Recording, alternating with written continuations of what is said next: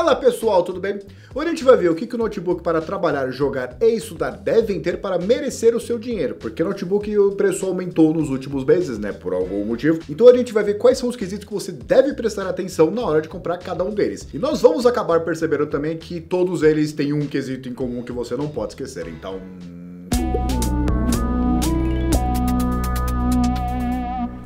Vamos lá, o que é um notebook para estudante? Geralmente é aquele modelo básico que atende o que você precisa, porque não adianta nada você entrar no site ali e ficar no mais barato e comprar aquilo, porque é um péssimo negócio. Que é o primeiro item aqui, que é o famoso dá para comprar, mas não tanto assim, porque você vai acabar comprando um modelo muito barato, vai encher o saco, aí você vai acabar trocando por outro. Economia burra, não faz sentido. Eu já botei dois itens. Porque é importante entender o seguinte, não é porque é uma máquina básica que você tem que comprar uma configuração ruim, porque você vai precisar dela fazer aquelas calls que tem um monte agora, virou novidade hoje em dia, né? Então você não pode ter uma máquina que trave, que enquanto você está vendo uma reunião, ela começa a travar enquanto você está fazendo alguma outra coisa, o que significa que Core 3 ou Core 5, aí você tem que ver a geração que você vai comprar, né? Pareado com um bom SSD, porque tudo que você for fazer não vai travar. Não é uma máquina de destruição em massa, mas também não te deixa na mão. Então vamos chamar esse kit de Core 3 e 5 mais um SSD de kit estudante. É o mínimo que você precisa para fazer tudo o que você quer. E uma outra coisa que a gente não pode esquecer é que a máquina tem que ter um monte de conexões, porque você não sabe o que você vai precisar. Aqui, por exemplo, tem uma porta USB deste lado, e deste outro lado aqui tem uma HDMI, uma entrada de conexão de internet aqui, e duas portas USB, porque o USB é uma coisa muito necessária na hora que você vai estudar, porque alguém vai te passar aquele pendrive com aquelas sugestões de respostas para a próxima prova e você precisa ter aonde colocar esse pendrive. Daí a necessidade de porta USB. E o último quesito é que você precisa buscar uma máquina que fique pelo menos 5 horas fora da tomada, porque não é sempre que você vai ficar com uma tomada disponível, né? Então, 5 horas eu acho que é um tempo razoável para você fazer o que tem que fazer, ou você acabar a luz, ou então dar aquela desculpa, falar assim, olha, eu tô sem bateria agora. 5 horas já é um bom benchmark. Não dura aquelas 10 horas de uma máquina corporativa, mas já é o suficiente para você estudar sem problema, né? Dá para colocar no colo e não se preocupar muito. E para finalizar todos esses quesitos que eu anotei aqui, é uma máquina que é a sua principal ferramenta, então ela tem que te atender em tudo que você vai precisar. Você não precisa comprar uma máquina muito cara, mas você também não pode economizar demais e ela acabar te deixando na mão. Agora vamos ver a máquina qualquer trabalhar.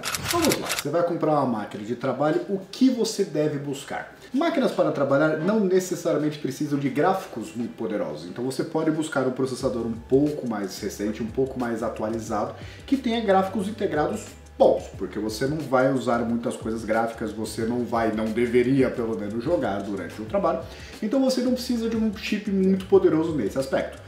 Mas tem vários chips de baixa tensão que oferecem uma excelente performance sem consumir muito, o que significa também mais bateria. E é claro que a combinação de um processador que é um pouquinho mais eficiente com a capacidade de gerar menos calor permite que as máquinas sejam mais finas, porque quem está trabalhando não está muito preocupado em ficar sentado necessariamente várias horas. O cara quer uma máquina que ele possa levar para qualquer lugar.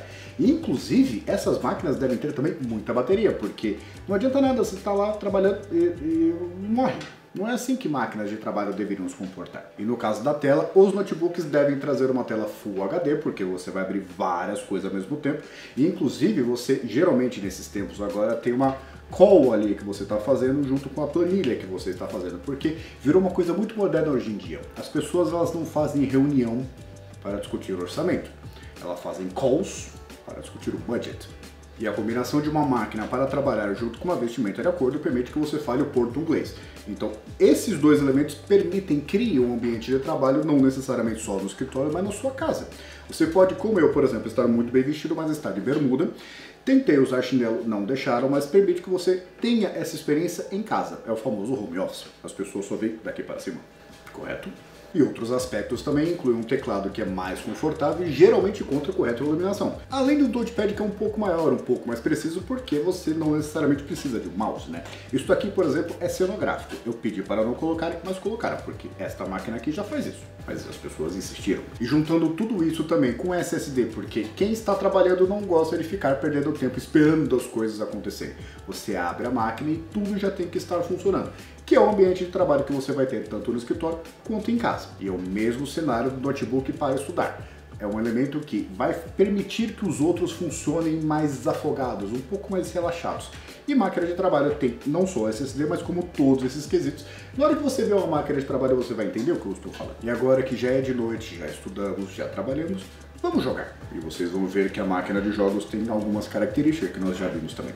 Obrigado. Tá, agora vamos lá. A gente já trabalhou, a gente já estudou, então tá na hora de jogar. E é aqui que entra os notebook gamers. E notebook gamer é aquela coisa, né? Você reconhece um de longe e isso tem um motivo muito válido, porque a configuração já é, assim, tudo máximo do máximo, só que ela gera muito calor. Então não adianta você ir atrás de um modelo que tenha todo esse poder de fogo, só que não tenha como sustentá-lo, que ele começa a superaquecer e tal, e danificar a máquina. Os notebook gamers, eles têm essa espessura para aguentar um sistema de resfriamento superior. E por isso que todos os modelos de todas as marcas são um pouquinho mais grossos, um pouquinho mais agressivos, para permitir que você jogue durante várias horas sem se preocupar. Não precisa ficar preocupado, meu Deus, será que tá esquentando? Só jogar, ele aguenta. Porque é isso que o usuário que vai buscar uma máquina gamer tem que ter em mente. Você não está comprando só a configuração, você está comprando uma máquina que aguenta essa configuração no máximo. E isso acontece porque muitas vezes você vai ver um notebook assim, caramba, tem um processador Core i7 de última geração, tem um monte de memória RAM, uma baita placa de vídeo, só que você olha ele, dá para perceber que ele não tem como aguentar, como sustentar essa configuração. Então você vai usar ele, vai colocar ele no máximo durante um bom tempo assim, só que uma hora ele vai desistir. Aí ele morreu.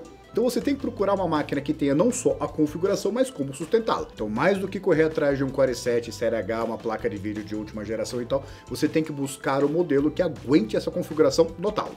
E aí que entra modelos como esse aqui, que tem uma baita saída de ar. Se você abrir ele, você vai ver um monte de dissipador para um monte de lugar, uns coolers desse tamanho assim, exatamente para permitir que você jogue durante várias horas sem ser incomodado. E são modelos também que tem várias saídas de vídeo, porque de vez em quando você pode colocar ele ali, colocar um teclado, um mouse ou mesmo um volante, conectar na TV ou no monitor e jogar. E é para isso que tem essas saídas atrás aqui e do lado, porque você conecta aonde você quiser e aproveita toda essa configuração numa tela maior. O que não significa que notebook gamer tenha tudo bom. Geralmente a bateria é aquele quesito que não vai permitir que você trabalhe muito tempo fora da tomada. O que não chega a ser um problema, porque bateria de notebook gamer pra mim é no break, né? É aquela coisa, meu Deus, acabou a energia, não tem o que fazer. Aí você vai lá, desliga tudo, avisa o pessoal, fala, tô saindo aqui porque acabou a bateria, e você sabe, né? São 35 minutos a 25 minutos que vai aguentar. Você desliga e vai embora, porque não é uma máquina projetada para ficar muito tempo fora da tomada. E o último quesito que é extremamente importante no notebook gamer atual é que ele tem SSD, porque é meio que um problema. Você abre o jogo, aí você começa a carregar